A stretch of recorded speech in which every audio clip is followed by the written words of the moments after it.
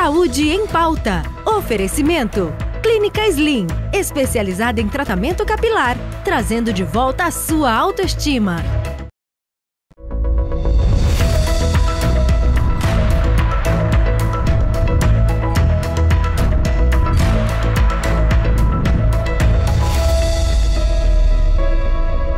Olá, sejam todos muito bem-vindos ao Saúde em Pauta. É um prazer ter vocês aqui conosco. Hoje, no nosso programa, vamos falar sobre aleitamento materno. Nós sabemos da importância e dos benefícios que o aleitamento traz, mas também há muitas dificuldades. Para falar desse assunto, nós convidamos duas especialistas, a doutora Glauci Leite, pediatra, e a Camila Lage, que é a psicóloga. Olá, tudo bem?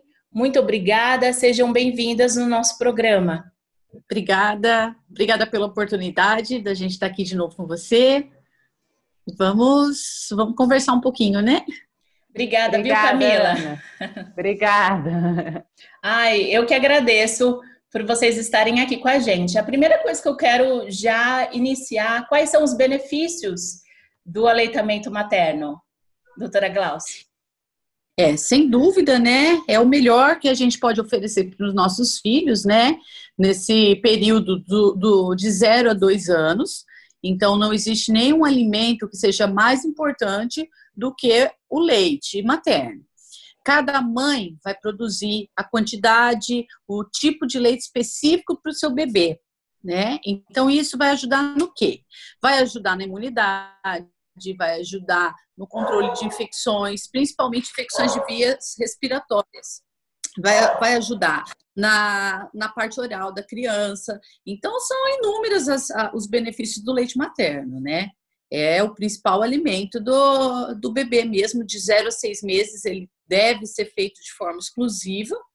E é lógico que existem algumas condições em que a mãe, por vários motivos, não consegue fazer o aleitamento exclusivo até o 6º mês. Mas a gente tem que estar sempre tentando incentivar e ajudar a mãe no que ela está precisando. Saiu a Unicef, ela diz que 40% das crianças no mundo recebem amamentação exclusiva até os 6 meses. No início, na verdade, ele até fala que é no início da vida. E esse número, então, é bem preocupante, né? Sem dúvida. Eu acho que vários fatores interferem, né, nessa baixa adesão da amamentação.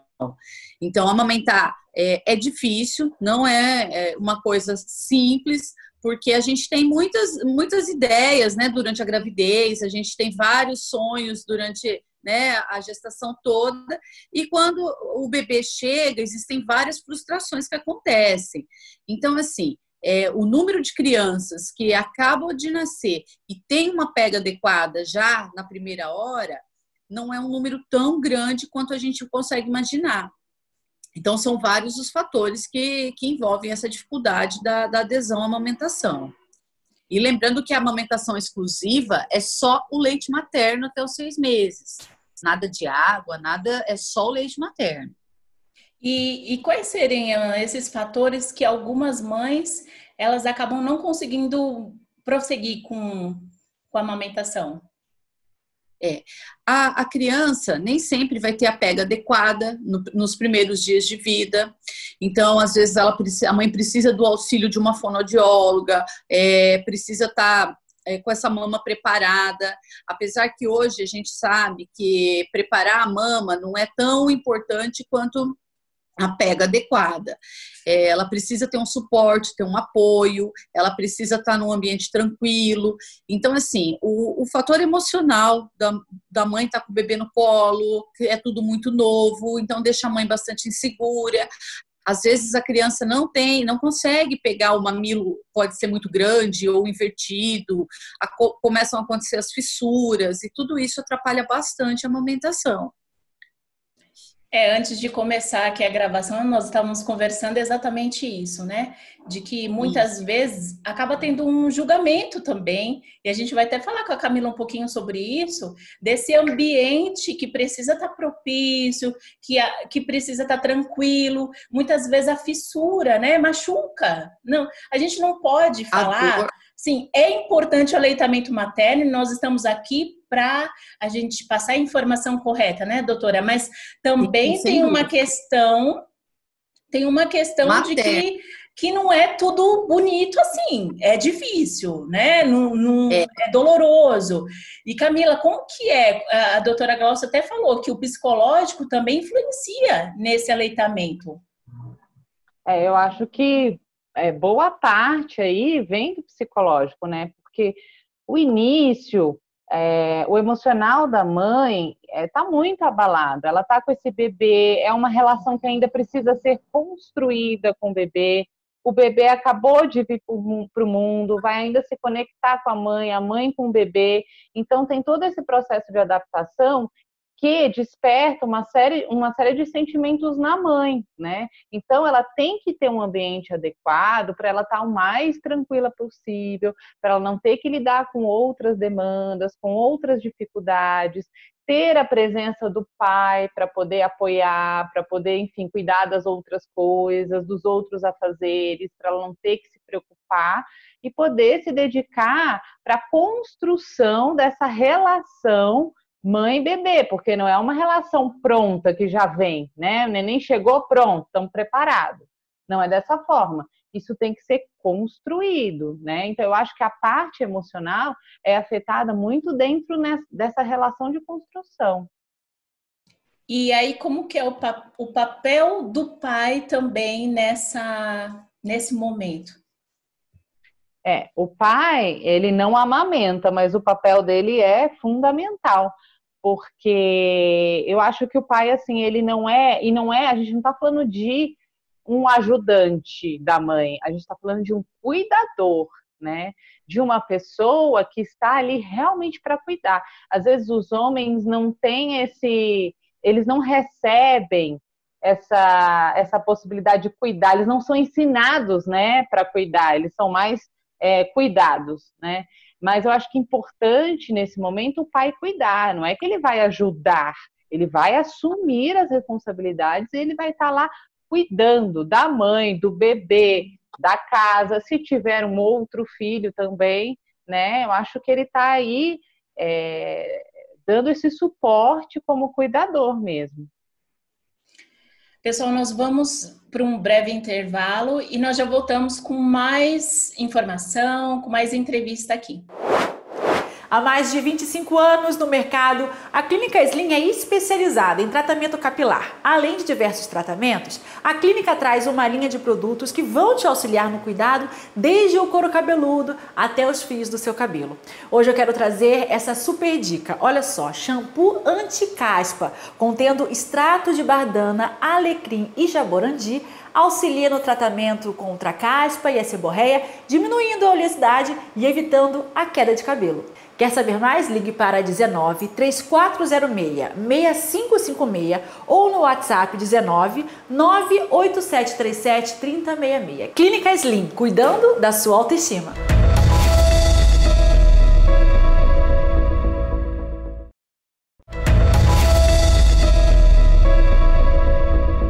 Voltamos para o nosso programa e hoje nós estamos falando sobre aleitamento materno. Estamos aqui com as nossas convidadas, Camila Lage, psicóloga, e a doutora Glaucia Leite. Voltamos então e nós estávamos falando do apoio, a importância, né, do apoio.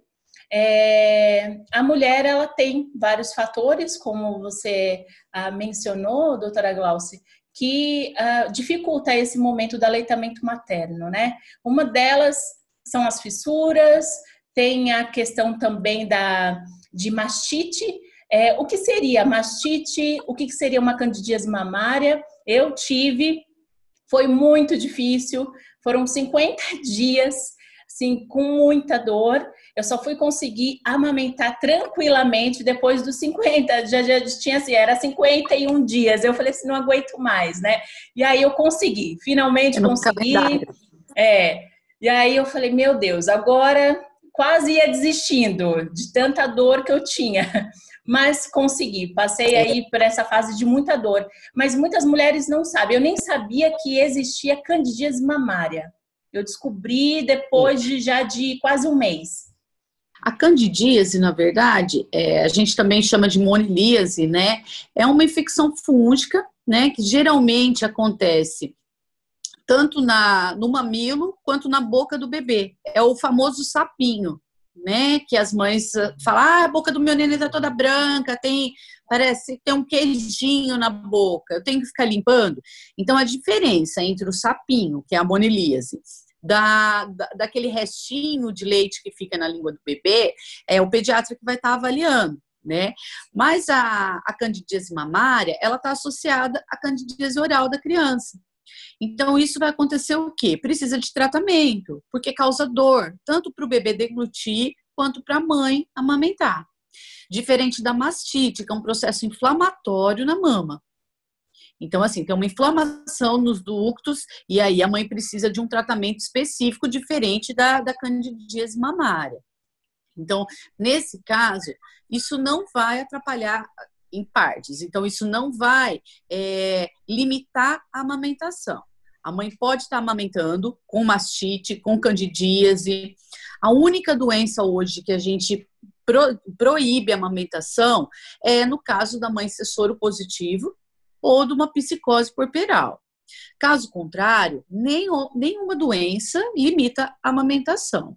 A mãe precisa ter um apoio, muitas vezes ela precisa de uma ordenha adequada, porque ela não consegue, por causa das fissuras e até mesmo da candidíase, ela não consegue amamentar, porque é muito difícil e doloroso. E a gente tem que estar apoiando e não julgando, né? Até parece que não dói, dói muito. Né? As fissuras mamárias são terríveis, porque a cada amamentação a mãe fica com o cabelo em pé, né? A mãe fala, meu Deus, já é hora de mamar de novo, socorro.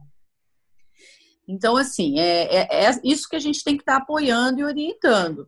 Hoje, graças a Deus, a gente tem muitos grupos que auxiliam, tem muitas doulas que fazem trabalho de suporte de amamentação.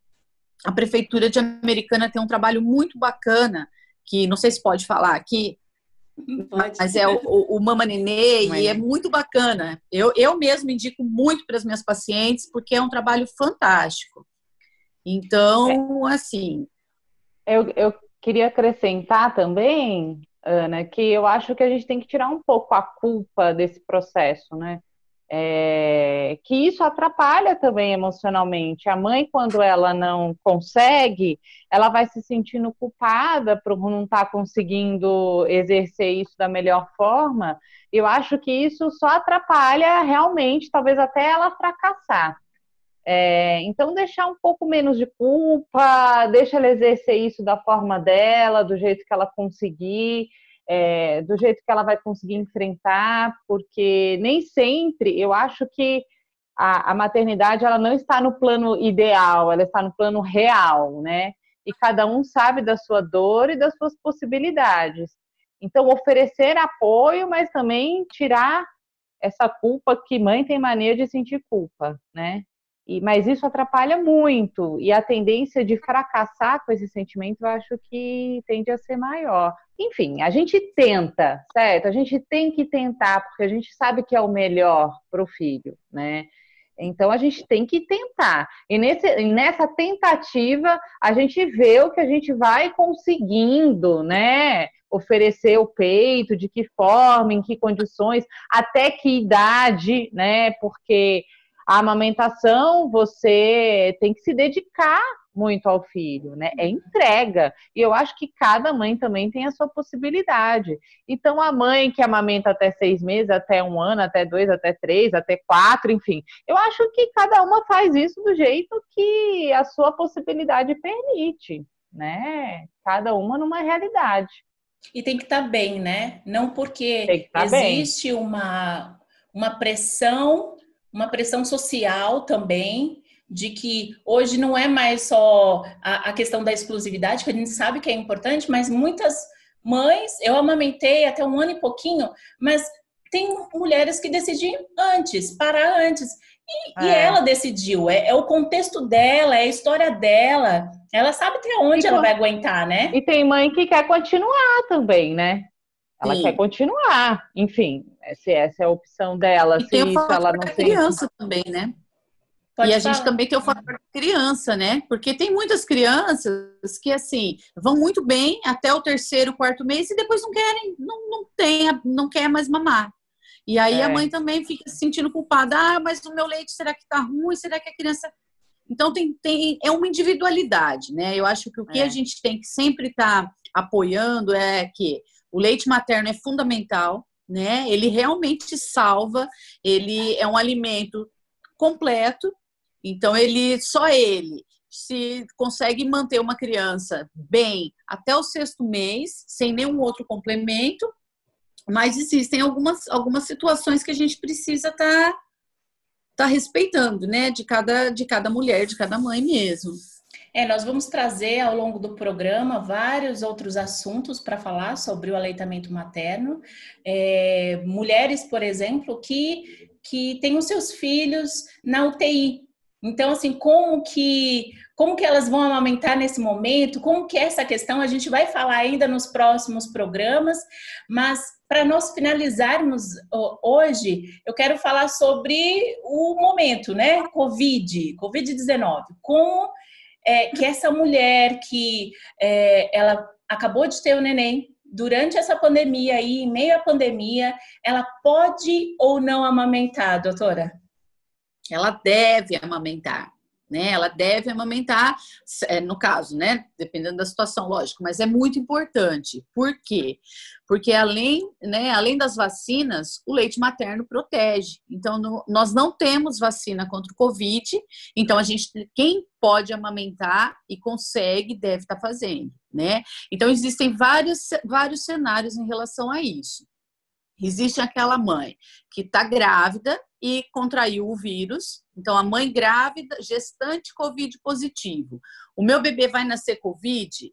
Não existe nenhum estudo que mostre a transmissão vertical, que significa o quê? Que a mãe passa, através da placenta, o vírus para a criança. Tá? Então, isso não existe. Não existe, eu acabei de ganhar nenê e peguei o Covid. Eu posso amamentar? Você deve amamentar. Você deve ter todas as medidas de precaução, a máscara, o álcool, mas você não deve deixar de amamentar seu filho, porque também não existe nada que prova que o vírus passa pelo leite materno. E além da imunidade que a criança vai adquirir com esse leite. Então, por isso que é muito importante manter o aleitamento. Aí a gente tem uma outra questão, né, que a gente falou agora, o tempo todo foi do apoio. A gente precisa que essa mãe tenha um apoio. Com o Covid-19, as consultas nos consultórios estão reduzidas, as visitas estão abolidas, já era uma coisa reduzida, agora a gente pede para que não tenha visita. Então, assim, e aí a mãe sozinha, com o bebê, não sabe amamentar, não sabe cuidar, o que eu faço? Né? Então, é importante também que a gente converse sobre isso, porque a mãe se sente totalmente desamparada nesse momento. Então, é importante amamentar, sim, e é importante a gente cuidar dessa mãe. E aí, Camila, esse momento, então, que a gente fala de rede de apoio, o quanto que é importante para a maternidade, né? Principalmente no início, no puerpério, é muito importante essa rede de apoio, mas e agora que a gente, com o isolamento, como que a gente consegue apoiar uma mãe, como a gente consegue apoiar o aleitamento nesse momento? Eu acho que, na medida do possível, tem que vir da família, do pai da criança, que a gente já enfatizou, né? Ele apoiar a mãe. E eu não sei como que esses serviços também estão funcionando. Eu acredito que estejam, né? Por exemplo, mamãe e neném, em certa medida, de uma forma mais restritiva, né? E a internet, grupo de mães, né? Isso, inclusive, está bem ativo, né? Mais do que nunca, na verdade. Né? Eu estou em alguns, eu vejo que a coisa está, né, bem ativa. E ter esse tipo de apoio, mas apoio, não julgamento, né? Intromissão, porque isso não ajuda. É apoiar mesmo, é incentivar, mas tem que tomar cuidado para não ficar dando muito palpite ou julgamento, porque isso atrapalha. É um apoio para o incentivo e o acolhimento, né? Eu acho que a mãe tem que ser acolhida, ela tem que sentir que ela não está sozinha, ela tem que sentir que ela tem alguém que entende ela, que não está julgando, que está acolhendo, né? Uhum. E aí tem que encontrar outras maneiras de poder tentar exercer isso. É isso, né? Eu acho que o apoio é fundamental para que tenha sucesso aí nesse período que é importante, né? E o nosso programa chegou ao fim. Quero agradecer novamente a doutora Glauci Leite e a Camila Lage por estar aqui. Nós sabemos que às vezes essa agenda é tão difícil. Então, quero que você siga elas no Instagram. Tem muita informação, muitas dicas, artigos que a Camila também escreve. Eu sempre estou ali de olho, eu que sou mãe. Então, por favor, pode deixar o Instagram de vocês? Eu que agradeço, Ana. Muito obrigada, viu, pela oportunidade. O meu Instagram é doutora Glauci Pede. Obrigada pelo convite. O meu Instagram pessoal é Falar com Crianças. Tem várias coisas lá sobre o tema da infância. Então, muito obrigada você que nos assistiu e até a próxima semana. Tchau, tchau.